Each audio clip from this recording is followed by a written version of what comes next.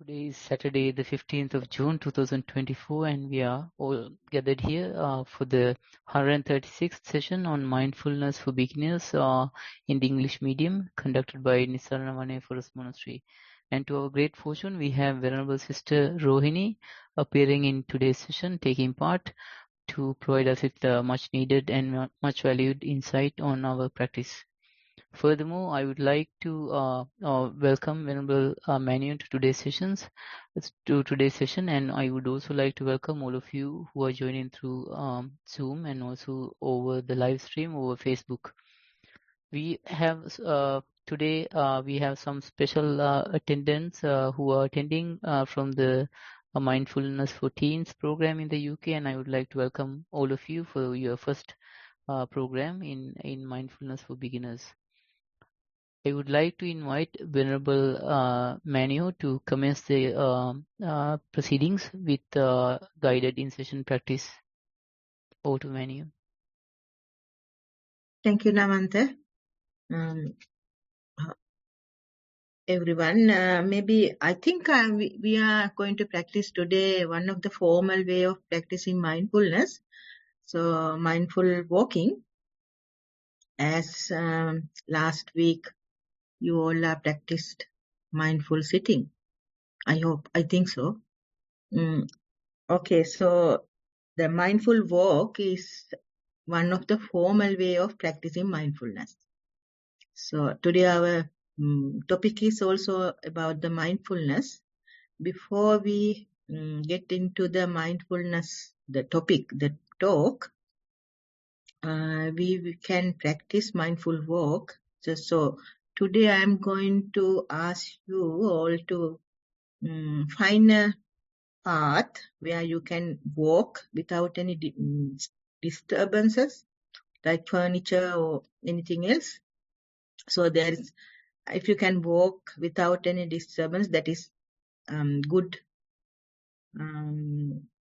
Otherwise, if you can find a natural path or earth to walk on, that is the best. But right now, wherever you can walk without any disturbances, so we will find that as a walking path.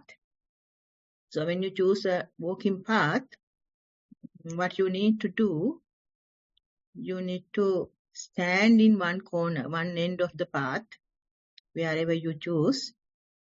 And usually I say, stand on end of the path. And then you can close your eyes for a minute or so. Once you close your eyes, so your seeing or sight is now closed. Only your ears are open for sounds and your mind is open for thoughts. And while you are standing, you can observe the standing posture. The feelings are there. The bodily feelings are there. So what you need to do, you can observe the posture, the standing posture. So while you are closing your eyes, so it is easy for you to take your mind, the wandering mind, into your body. So what you need to do, I'm pretty sure that your mind will wander with many thoughts. And if there is any sounds, it will go with the sound. But think in this way, your job right now is to keep your mind with your bodily feelings. So right now what you feel is not walking, but you are standing. So you might feel that your body weight is on your feet. You might feel the surface where you are standing on. So sometimes you might feel your back, the straight line. Or you might feel the clothes touching your body. So like that, when you are standing in the end of the chosen path, you can observe like that. So once you start to observe, you might feel that many feelings are there without our notice. without any, and we didn't, before that we might not understand these feelings are there. So once you notice those feelings, so you can stay with those feelings for a minute or so, and then you can start to walk. So walking speed is depend on your mood, maybe completely depend on you.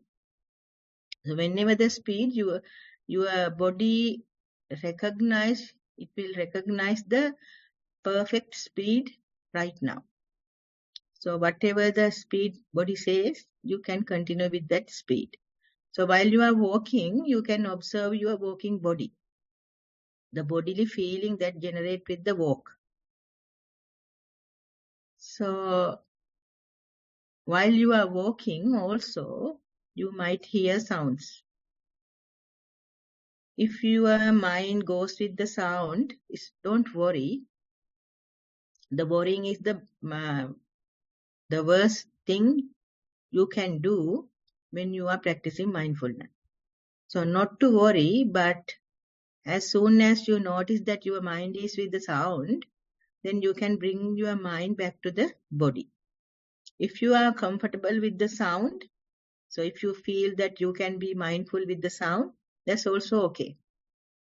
So if there's any thoughts shifting your mind from the body, so that might not okay. But the thing is, if you can feel comfortable with that also, don't worry. So you can observe your mind, what kind of thoughts, feelings are there. But if you are not comfortable with that, then you can bring your mind back to the bodily movements. So saying that, we will practice for 15 minutes, I think, for mindful walk, and we'll be back in 15 minutes time.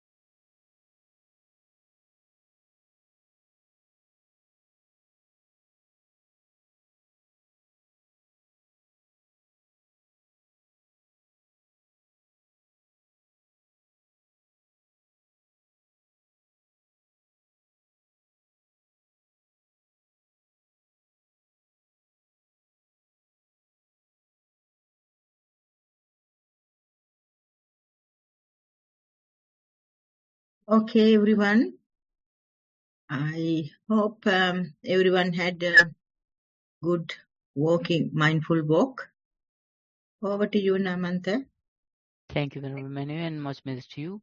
Next up, we have the talk on mindfulness based on the topic for today, and the topic today is again mindfulness. So I would share the screen for the flyer, and I would like to invite Venerable Manu again to commence with the talk. Over to Manu again. Thank you. Okay. When you sip tea, be the tea. When you walk, be the path. That is mindfulness. It's our topic. Thank you, Namanta. First, I would like to start the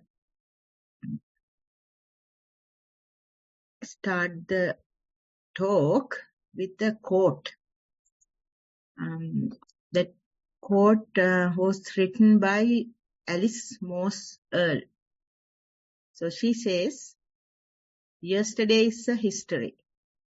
Tomorrow is a mystery.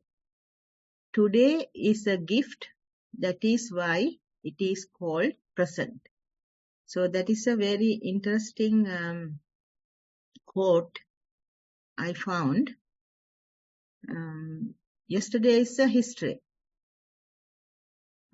We all know that. We can't take it back. Whatever happened, or whatever we say, or whatever happened, yes, those are gone past, means it is a history. We can't change it.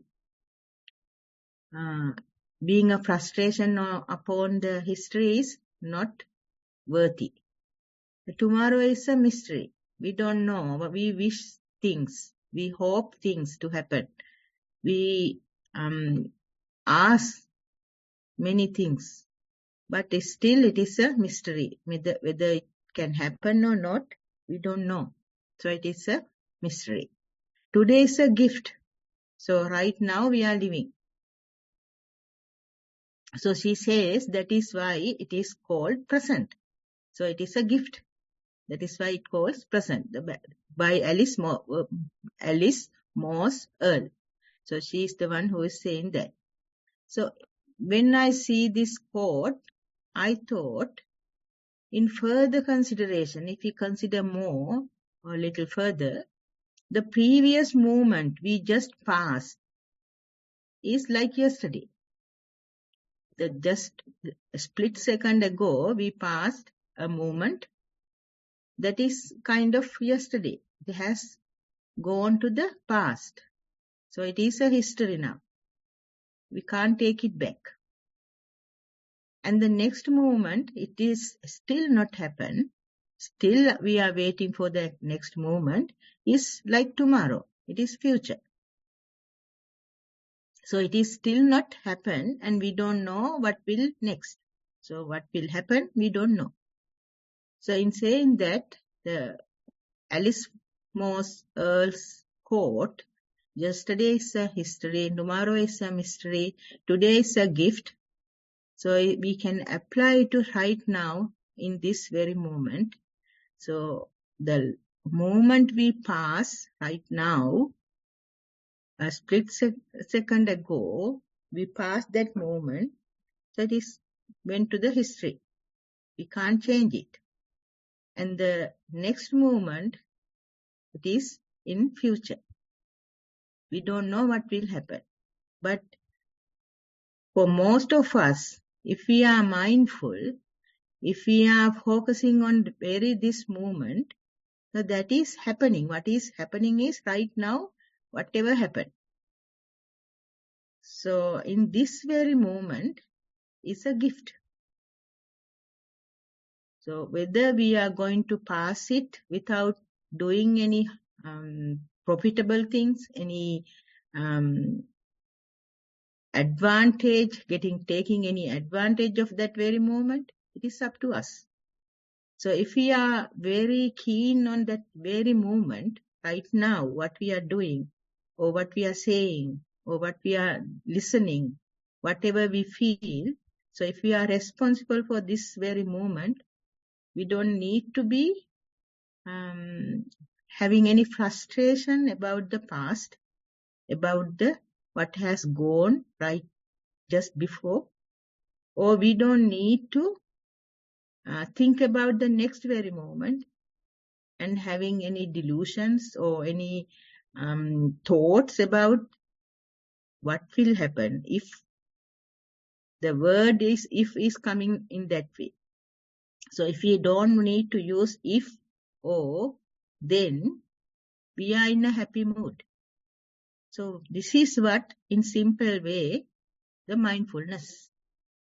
So what we are going to do, we are focusing on or we pay attention to what we are doing in a particular way.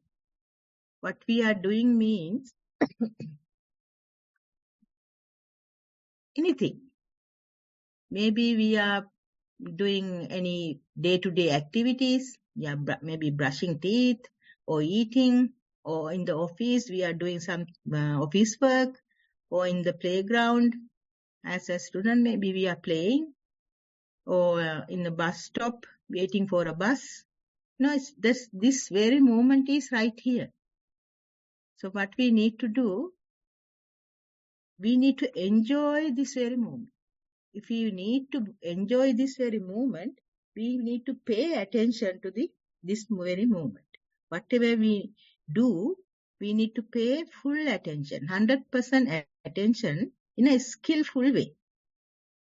In a skillful way. I am saying the inner or outer world. The world is inside us, we have a world.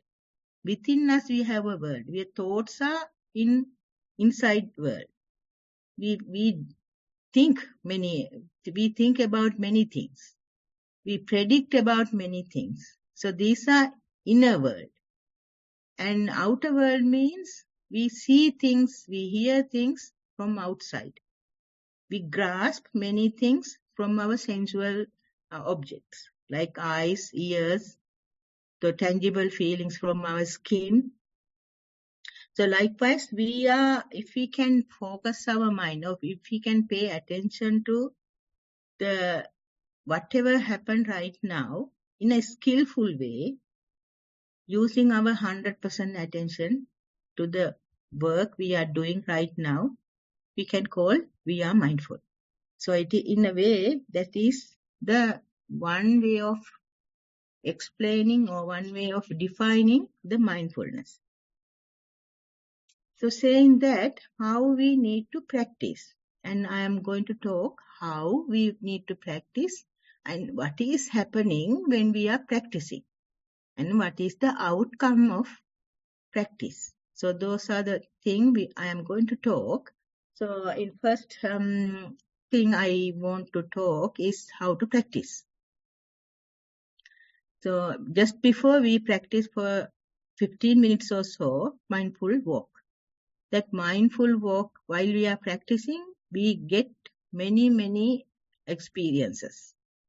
How we feel and how we, while we are walking, what has happened within the body, what was happening to this body with the outside world. So those are we can observe if we pay attention in a skillful way. So while we are doing mindful walk, that is what we experience. How we respond to outside world and how we respond to inner world. So especially when we do mindful walk or mindful sitting, that those two are usually we prescribe, or usually we say best for the beginners, because it is a formal way of practicing mindfulness. Because when you want to practice mindfulness with thoughts or feelings, that is a little bit hard, because thoughts and feelings are very random, and also it is for rapid. They come and go. Those thoughts and feelings are come and go without noticing. We can't notice it as a beginner. So for a beginner, what we say, mindful walk or mindful sitting is the best. Why? Because it always focus on your body. The body is very receptible, or the body can take many things from outer world, but still that bodily feelings you can catch, you can call. When you hear sound, you can hear it, and that is to your body. Your ears are your body, so you can hear them. It is not like thoughts. It is not like feelings. The thoughts and feelings are in the mind, qualities of mind or part of mind. So those are very hard to catch. But your bodily feeling, the voice or sound, or when you eat mindfully, how you feel the texture of the food, how you smell it, and how when you touch the grossness or the softness, all those are very tangible. You can feel them. So those are very easy to focus on. So that's why we use formal way of mindfulness for a beginners. So what we are usually use is mindful sitting and mindful walking. Not only that, we can use mindful day-to-day activities also, like before I said, the brushing teeth, eating food, having bath, or while you are in a bus, you are sitting in the bus, so you are sitting, so you can observe your bodily feelings while you are sitting in the bus. When the bus is turning and you feel your body is also moving. So likewise, it is so easy to focus on bodily feelings. So that is why we are using that mindful walk and mindful sitting and mindful day-to-day activities as a beginners to focus on. Then I would like to talk about what is happening while you are practicing mindfulness. So that is what I need to say. We usually in one time frame. As a person, anyone, we can't in the past and the future, or past and the present, right now, in a very moment of time, we are only using a one time frame. If we are in the past, we are in the past. If we are dreaming about the future, then we are in future. But when you are mindful, you are in a present moment. So what is happening in the present moment? For example, it's a very famous example I am taking here. If you see something across the road while you are walking in a wildlife or a forest, just imagine you are walking in a forest or on a footpath or somewhere rural. So you can see something across the road. It is look like a stick maybe. So, but what is happening when you see that, it is very important. This will help you to understand what is happening while you are practicing mindfulness. For this example, when you are walking, then you see in front of you there is a stick or something in front of you across the road. So you need to understand that whether it is a snake or something unharmful. So in here, when you see what is happening in a few tenths of second, very tiny time it takes, your hippocampus and prefrontal cortex in your brain, there's two parts. One is hippocampus, that is the part who's responsible for taking decisions mainly, and the prefrontal cortex, that is a powerful part, usually relating to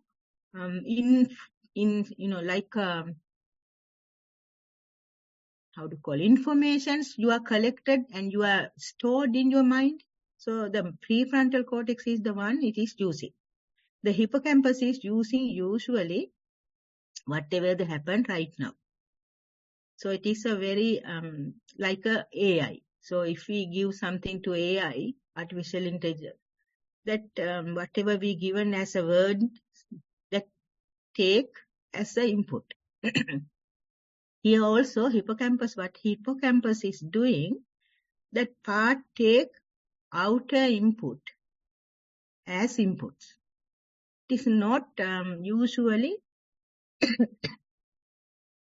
not usually recognized, or it is not usually use the information stored in our mind usually.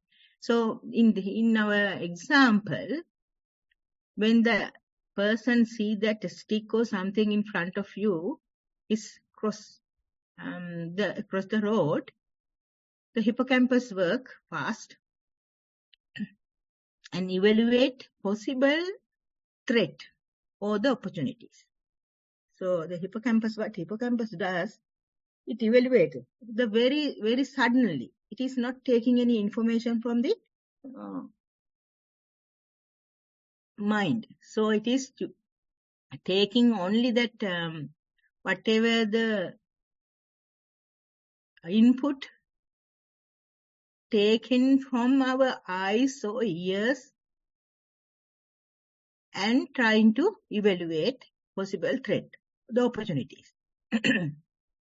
Then what happened, the amygdala, that is the part we call the beast mind, or the what is called beast mind. So that hippocampus evaluate the threat and communicate with amygdala, and amygdala is the one taking all the feeling tones, if it is a pleasant feeling or the unpleasant feeling or the neutral feeling. So whatever happened when the amygdala feel like it is a threat, or it is an unpleasant feeling.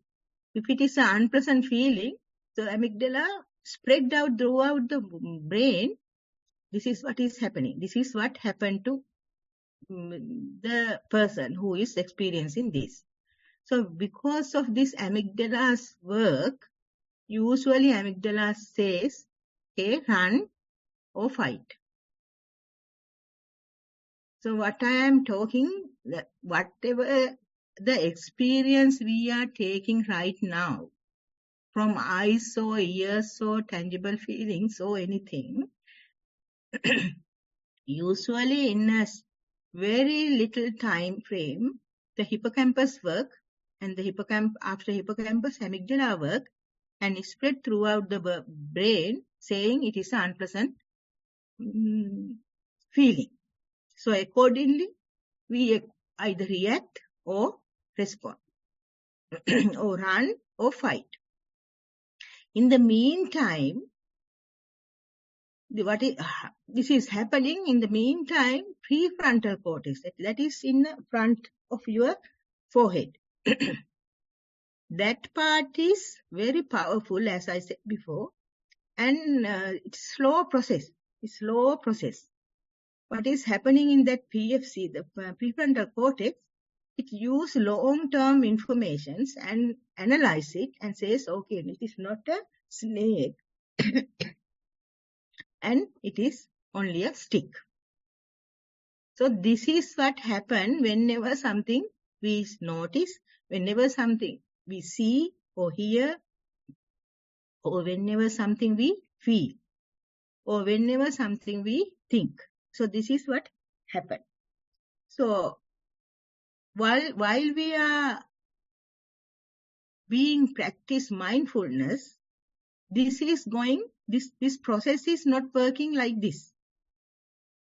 What is happened when we focus on mindfulness, or when we focus on what is happening right now? So that means we are in a present moment. That means we always encourage prefrontal cortex to work on. We are not encouraging hippocampus or amygdala, especially the amygdala. is not encouraging to work on.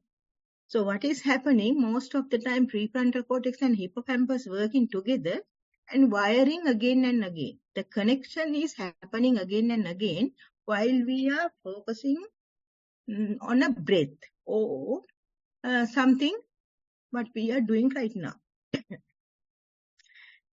When we do that, the reconnection or the wiring is happening the same way again and again. What we are doing, we are focusing on the same thing and we are taking back our mind whenever the distraction happens. So we know if the distraction is happened and we bring back our mind to the mindful walk, for example. If we are doing mindful sitting, so if the distraction happen, then when the distraction happen, our mind goes with that, with the sound or with the thoughts. Then whenever we notice that, we bring our mind back to the normal procedure, normal object. So when that happens, that is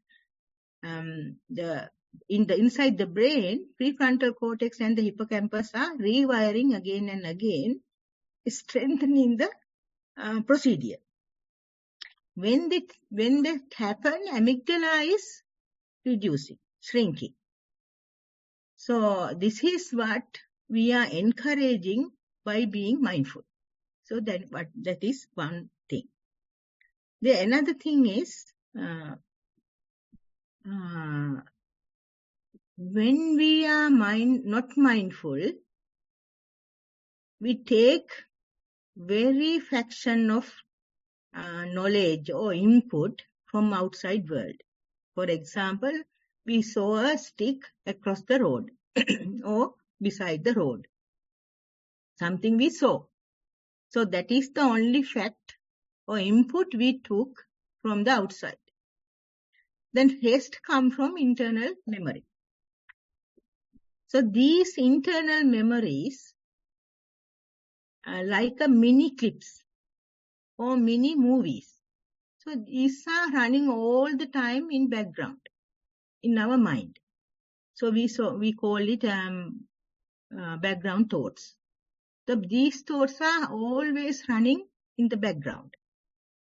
Whenever whatever happens or whenever whatever we take as an input from outside, those background thoughts involved with this input and make many manifestations or make many perceptions using that background thoughts.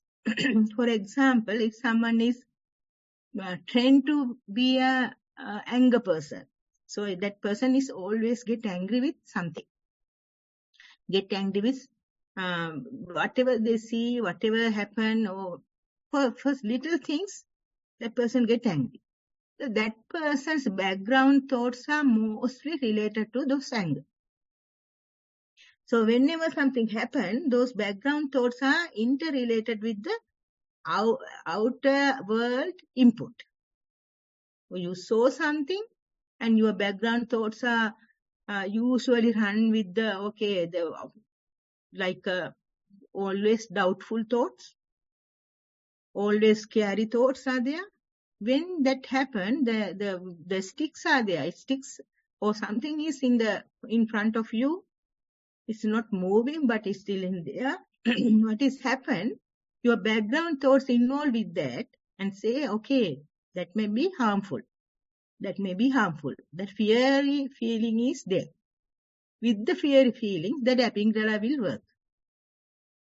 What we are doing, because of we are doing mindfulness practice, so we used our mind or we train our mind to focus on one thing again and again. Because of this focus of one thing again and again, the background thoughts are not like before. So always, if you are not mindful, your background thoughts are very scrambled. I mean, like a scrambled eggs. So it is all, that mini clips are going here and there. Every time it is passing, moving from past experience to the future. Usually those clips are related to our beliefs, or if this happen, what will happen, or if I say something, what will happen, that person, how that person might think about me. All those assumptions, beliefs are there with the background thoughts. Those background thoughts are the one who always make us suffer. Because those background thoughts are thoughts, just are floating, but we always think it is like my thoughts. So what we are practicing, how, because of the practice of mindfulness, that background thoughts, we clear those thoughts without any anxiety or without fearful thoughts, and without any doubtful thoughts, especially negative thoughts. These negative clips, if the negative clips are running most of the time in background, we always tend to have sadness or sufferings most of the time. So usually what happened to us is that. Because if you take a day, for example, from morning to night, there are many things, good things happen to us. But mostly we think, or mostly we remember about the bad things. Only maybe for a whole day, only one thing went bad. But usually we remember it out of many good things. Why? Because our background thoughts are running, especially the negative thoughts are running always. It's there's a book called Buddha's Brain. Yes, I remember. And that book says if we have positive things or positive feelings or positive thoughts, those thoughts are like, that when we have a leaky tap, we seal it with a tape. So the positive thoughts, when there is a positive thoughts in our mind, we seal it. We keep it. We don't use it again and again. We seal it. Mostly what we do is that. But if we have experiencing negative thoughts, it is like a Velcro. Velcro, you stick. Very, very hardly stick together. So it is like a Velcro. The negative thoughts behave with the mind like a Velcro. It all stick to the mind, and again and again play mini clips in background. Those mini clips are, especially as I said before, those are beliefs or negative bias thoughts. Because of that, we always are facing the sufferings. Because again and again, these mini clips are playing and rewiring these connections.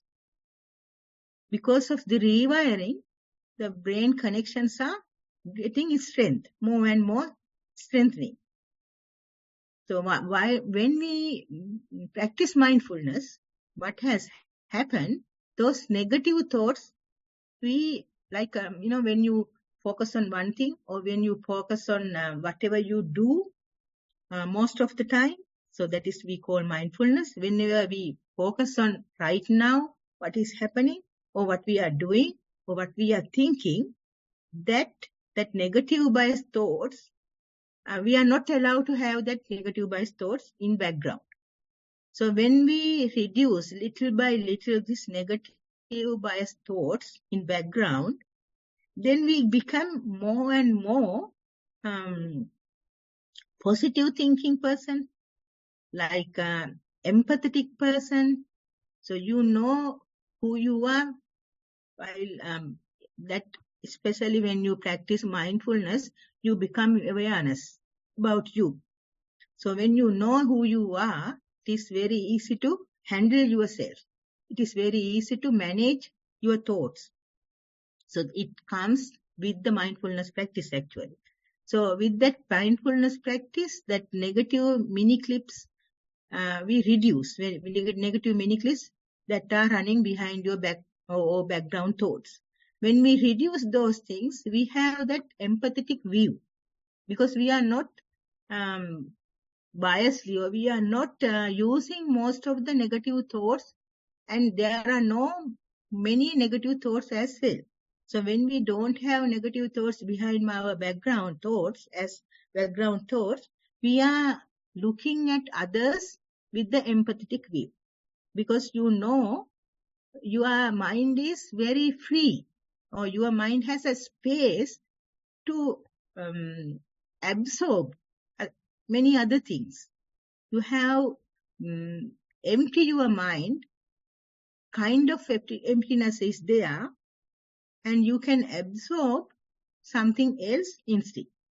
So being mindful that the awareness is there, after awareness, when you develop that awareness, you can have that negative bias thoughts, or replace with the positive bias thoughts, or replace with neutral thoughts, because you are not doing it purposefully. While you are doing mindfulness practice, you naturally become a thoughtful person, or the positive bias or positive thinking person. And that how do you call,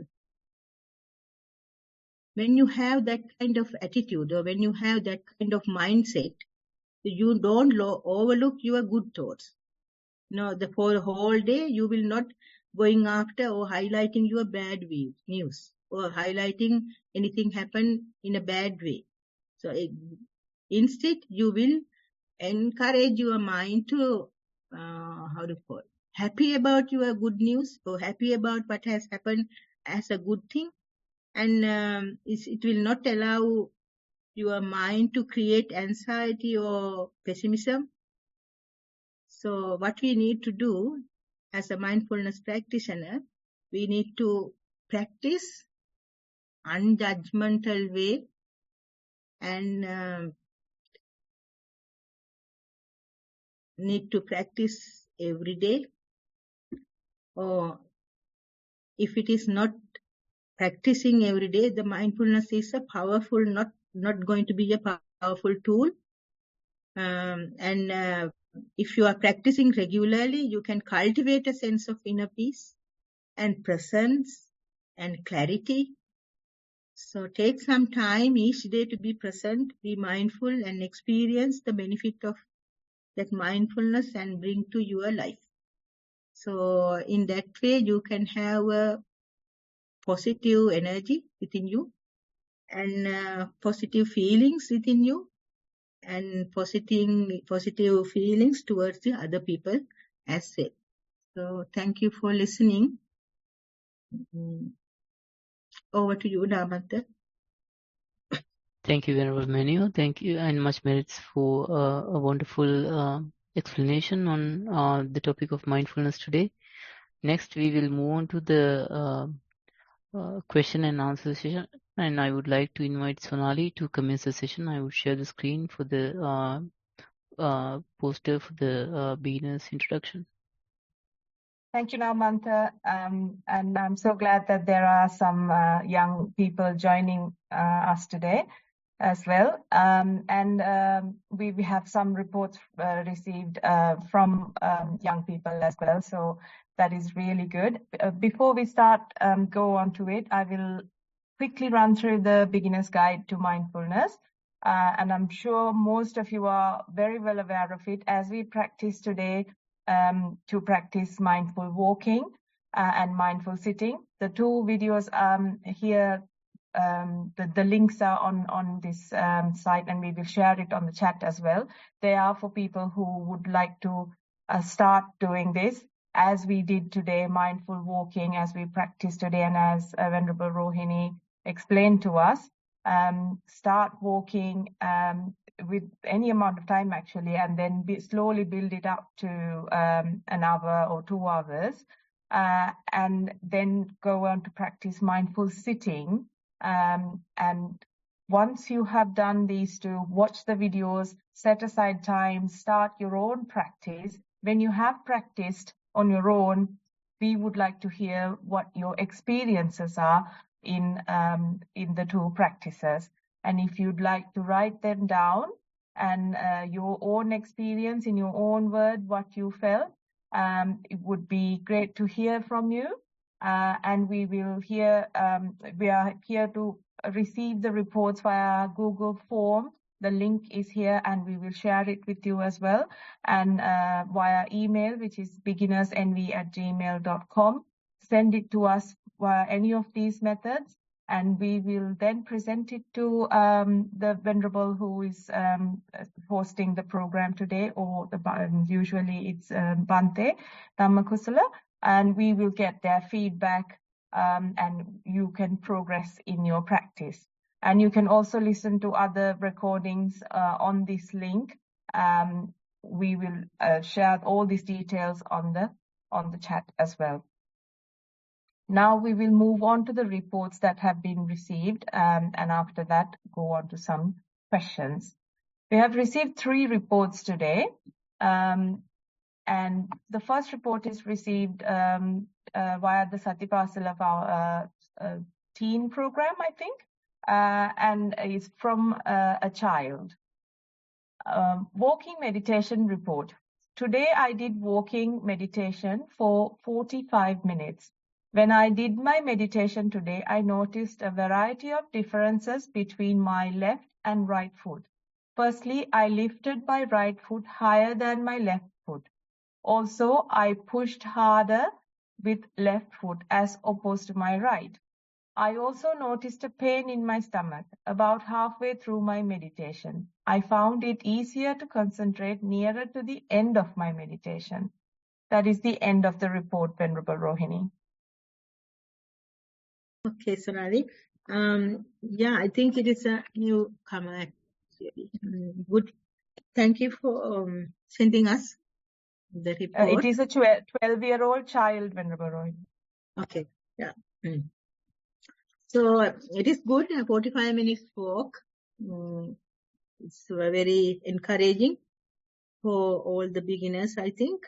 And in here, he or she says difference, the face or feel the difference between left and right foot. So we have a lot of things that we are not noticed before, but we can notice while we are practicing mindfulness. That is not only limited to the bodily actions or bodily feelings, also the mental feelings as well. So most of the feelings, the emotional or the bodily feelings, we don't know because our attention is not right there. When we put attention in a right way, in a formal way or in a skillful way, we recognize many differences as well as many similarities within us. Those are, one can may ask, what is the reason? What is the purpose of watching those things? So, what is the purpose of learning those things? So, the answer is, when there is nothing you will get from the learning that your left foot is different from right foot. But what you learn is, you train your mind to focus on one thing. That is the learning we get, or that is the skill we initiate or rewire this skill, being mindful, after being mindful. Because there is no gain when you see that left foot is different from the right foot. That is not any thing, something that you will gain from that knowledge. But when you focus on left foot and the right foot in a right way, your attention is there and you are rewiring the same thing again and again without doing any other, without letting your attention to draw back, or without letting your attention to shift away from your bodily actions. So being that, what is happened, you are being mindful, more and more mindful, and you are rewiring your brain to focus on the same thing again and again. That means your attention span is expanding, and you can focus on one thing for a long. That is what you are gaining. So by doing this 45 minutes mindful walk, and when you see these differences, so that means you are so mindful, and you see those differences because of your mindfulness, the deep mindfulness.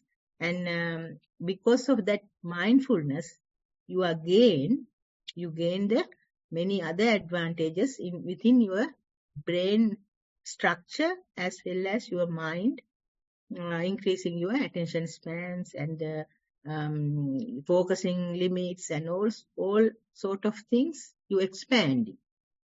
So thank you for sending us that report.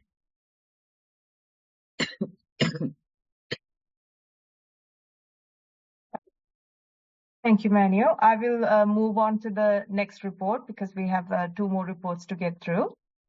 This is sent by an adult. Sitting meditation. In a retreat situation, watch breath as primary object. Breath disappeared in short time and reappeared.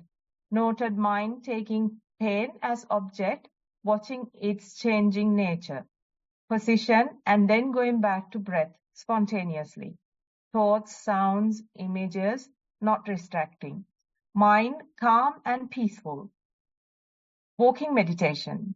Walked on grass in shoes, noting the uneven surface of the ground and different temperatures in each foot. Observed weight shifting onto the parts of each foot and the lifting, moving and placing movements. Noted coolness on parts of body and warmer parts when the sun came out. Thoughts occasionally disturbing, but mind returned to feed spontaneously. Walk for 40 minutes.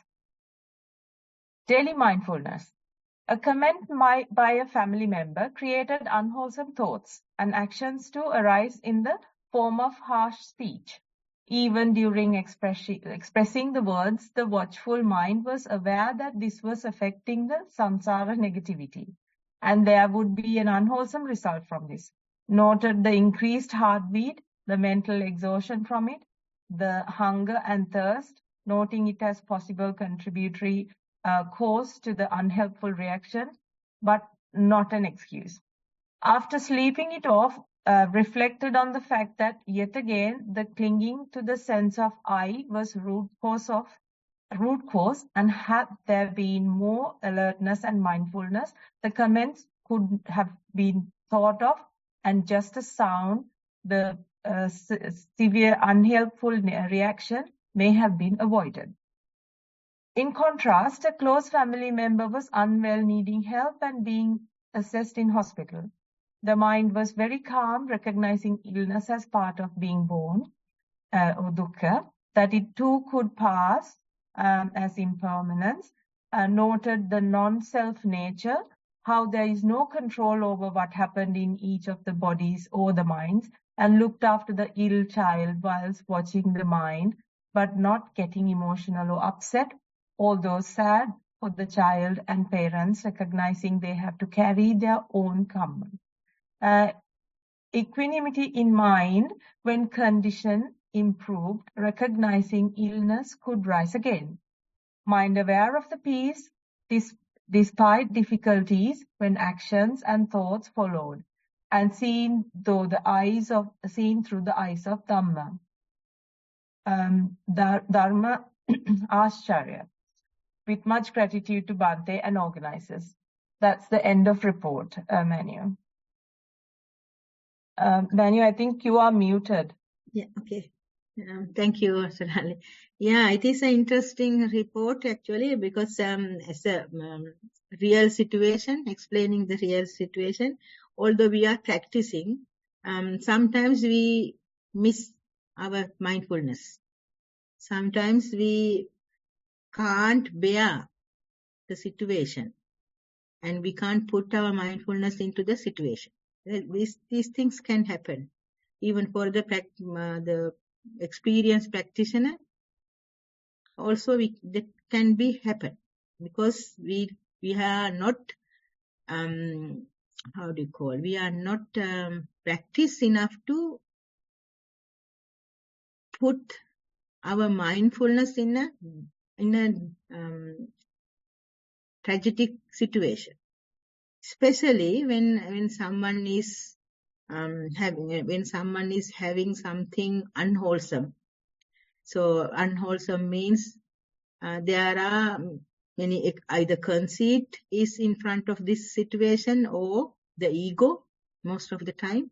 So when the ego or the conceit is in front of you, without knowing, maybe after 10 minutes time, you will recognize it. My ego is the one who is come in front of me, and all the things has happened because of my ego and so on. But at the right moment, we are not capable of recognizing it. That can happen. So in this report, it recognize it in a later time. That is good also. And that recognition is also came forward because of the mindfulness practice. Otherwise, you will not recognize it. You will suffer longer than the practitioner. Without a practice, the person will suffer more and more longer, and can't, or without realizing what has happened, or without developing the empathy towards the other person. So this thing can happen, but we need to be mindful more and more. We need to, when some people says, okay, when you get ordained, or when you are a monk or nun, it's a fine, you don't have any things to deal with, then it is easy. Most people think in that way, and most people ask us also the same question, that might be easy for you to practice because you are in a secluded place and secluded environment. But he's saying that, what I am saying, for this person, this experiences will never come if you are get ordained, probably. Then how can you realize, how can you recognize your unwholesome deeds or unwholesome thoughts? How can you recognize your ego or conceit, or the hatred feelings or delusion? Whatever the defilements is there, you need to understand them there. You need to understand you are consist of those things. Your thoughts are consist of those things. So if you need to understand, you need to face this kind of situation. This is the reality.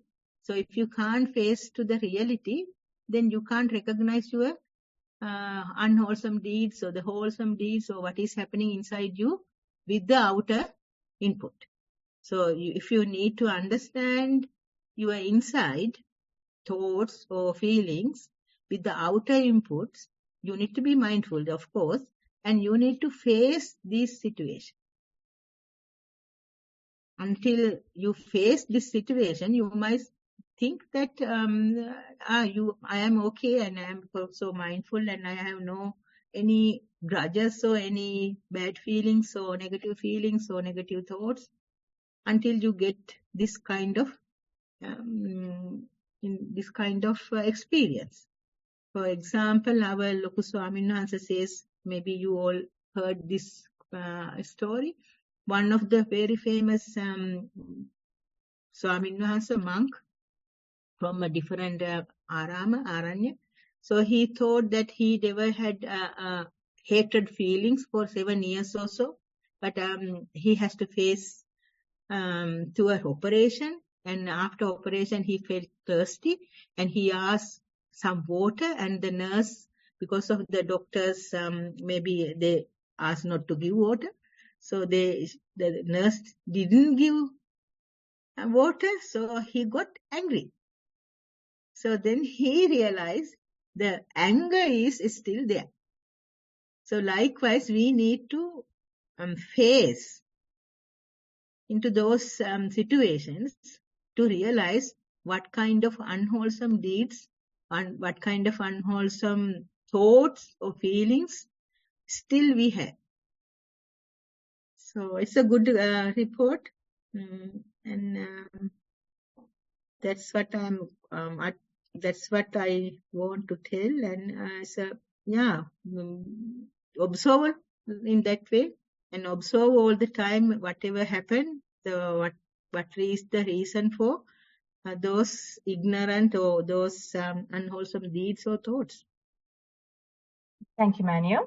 I will actually move on to the next report because we've got one more report to get through. Mindful sitting. Sat on the cushion in a comfortable position. Attention moved to breath. In-breath cooler, out-breath warmer. Breath has become subtle now. Rise and fall of stomach noted. Thoughts arose and passed. Breath noted again. Upper body in slight rocking movement. Calmness in mind.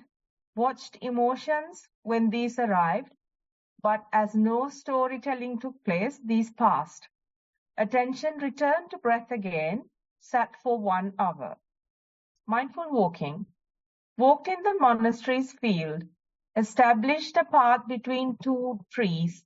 Stood at one end and noted body weight on both feet. Walked at a natural pace. Noted the feet movement, lifting and placing felt more, but moving of each foot through the air not recognized well. Felt the warmth of morning sun on face and hands. Also felt the light breeze with movement of walking. Feet movement slowed down slightly. It felt natural that mind stayed with feet movement and allowing thoughts to rise and pass. Sometimes hearing bird songs, feeling warmth and coolness of various experiences, and focus naturally returning to feet movement. Walked for an hour. Mindfulness during the day. The important thing noticed last week is how similar the life at home and at the retreat. The contrast of these being very different events have reduced. Walking and sitting sessions done at home and at the retreat. Yes, the frequency was higher at the monastery and at the energy of collective meditations felt more, but it's not as a unique experience anymore, as walking meditations were part of the daily routine that replaced the working in daily life. The noble silence experienced was precious as things in mind noted more. For example, when unwholesome thoughts and emotions would arise, and when opposite feelings would arise, where the talking was paused while the mind was continuing. Various tasks assigned to each person as working meditation. Had cleaning one toilet as my work task. Picked up the initial few thoughts of wanting something else as work task. The rebel inside the producing various excuses as to why it should be done by someone else. The part of mind that observed this initial drama was unmoved. Soon in the silent space, the better perspective arrived. No issues with the working meditation since, commonly done at home and now at retreat center. Others were cleaning the other toilets too. So what is the big issue? Noted now easily, the conceit can arise in mind. Dear Bhante or Manu, look forward to your valuable feedback. Much merit to the organizers. End of report. Interesting. Yeah, background thoughts are, you can see that the background thoughts or the clips, how those are affecting to the mind, because those background thoughts, like, the related to conceit, the ego, is running all the time. So whenever something happens, whenever something is noticed, that the whatever the thing is affecting to your ego, those background thoughts come, arise, and play a role. So if you can realize it, that is the background thought. I don't need to. Usually when you practice more and more mindfulness, those background thoughts are usually comes close to the wholesome things, but it is not limited to wholesome things. Also unwholesome deeds, unwholesome thoughts will come. That is why you usually says that whenever, if you can, the Kusala doesn't say, but yes, usually I told many people that when you wake up early in the morning, if you can observe your thoughts, so the background thoughts are the one is coming first early in the morning. As soon as you wake up, those background thoughts are wake up soon. So when you observe those thoughts, and if you can replace those thoughts with wholesome thoughts. For example, if you are taking, or if you are having any thoughts, something that happened yesterday as a negative thing, as a bad thing, or the sad thing, then you can replace it with some good thing.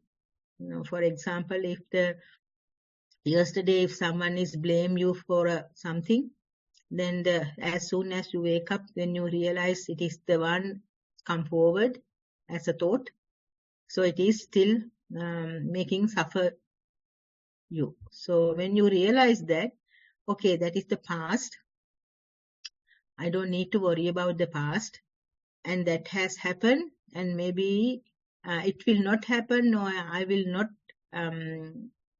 do that mistake again. Instead, I am going to lead my life with something else, or something like that, or any thoughts, anything, or I will not letting it happen, or something like that. You can replace that thought, the negative thought, with the positive one.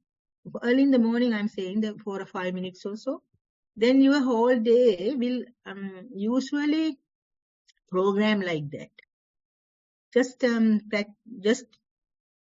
do it and experience it.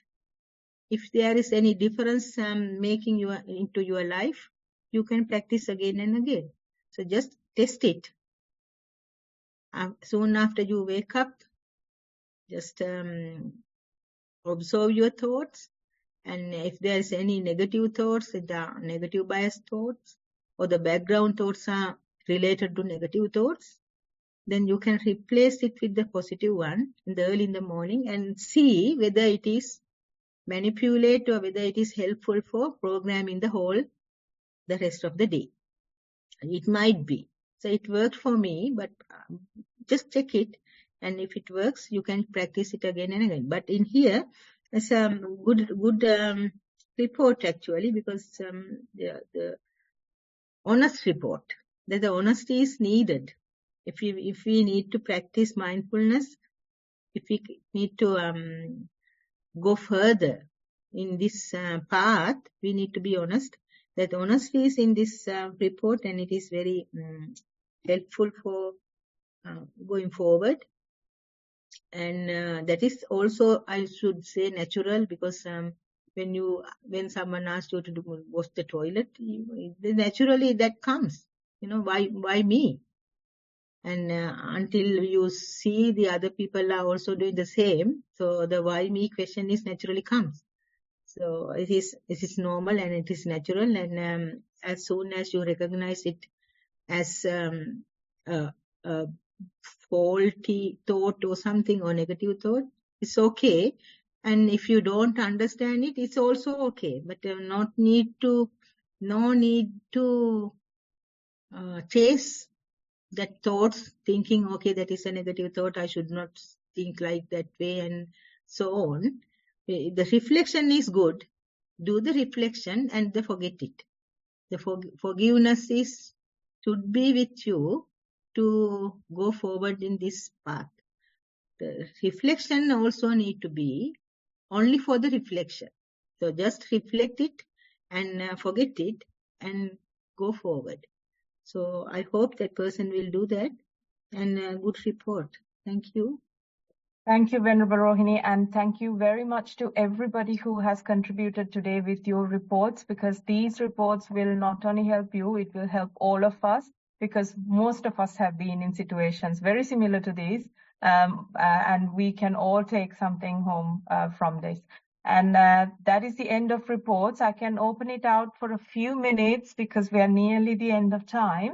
To anyone who has questions about today's session, or whether if it is your own practice, please raise your Zoom hand and we will let you unmute and ask your question. I can't see any raised hands today because it's now 10 o'clock and nearing the end of the time. I will hand over to Namantha to end the session. Thank you, Sonali, and much thanks to you, and many thanks to Venerable Manu for conducting through the session and providing us with a lot of valued guidance and insight. So today session is coming to an end, and I would like to associate all gain merits with Venerable Manu, and wish that Manu's own practices will enhance and achieve that Manu will be able to achieve all the noble objectives in this life itself. Furthermore, I would like to mention with gratitude Most Venerable Bhante Udayiragya Dhamma Thero for his insightful request to realize this program, and we wish him all the best in his personal endeavors in the path of mindfulness.